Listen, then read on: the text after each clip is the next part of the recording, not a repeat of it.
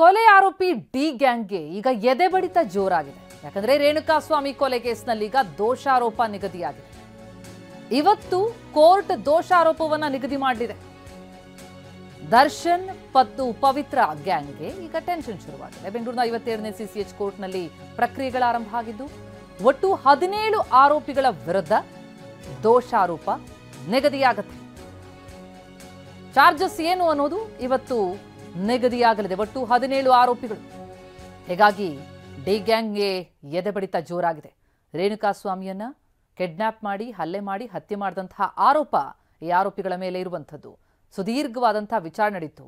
ಆರೋಪ ಸುಳ್ಳು ಅಂತ ನಿರಾಕರಿಸುವಂತಹ ಸಾಧ್ಯತೆಯೇ ಇರುತ್ತೆ. ಸಾಕ್ಷಿಗಳ ಪಟ್ಟಿ ಆಧರಿಸಿ ವಿಚಾರಣೆ ದಿನಾಂಕವನ್ನ ನಿಗದಿ ಮಾಡಿರುವಂಥದ್ದು. ಆದರೆ ದೋಷಾರೋಪ ಪ್ರಕ್ರಿಯೆಗಳು ಹೇಗೆ ಸಾಗುತ್ತೆ ಅನ್ನೋದನ್ನ ಗಮನಿಸ್ತಾ ಇದ್ದೀವಿ ನಾವು. ಎಲ್ಲಾ 17 ಆರೋಪಿಗಳು ಕೂಡ ಕೋರ್ಟ್ಗೆ ಹಾಜರಾಗಬೇಕಾಗತ್ತೆ.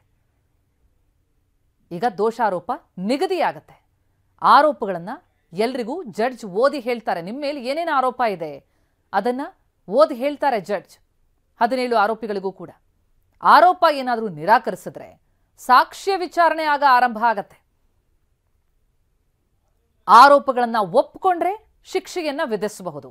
ಆರೋಪ ನಿರಾಕರಿಸಿದ್ರೆ ಸಾಕ್ಷ್ಯಗಳ ವಿಚಾರಣೆಯನ್ನ ಆರಂಭಿಸಲಾಗುತ್ತೆ. ಈ ಎಲ್ಲ ಪ್ರಕ್ರಿಯೆಗಳು ಇವತ್ತು ಆರಂಭ ಆಗಲಿದ್ದು ಒಟ್ಟು 17 ಆರೋಪಿಗಳ ವಿರುದ್ಧ ದೋಷಾರೋಪ ಇಂದು ಕೋರ್ಟ್ನಲ್ಲಿ ನಿಗದಿಯಾಗಲಿದೆ.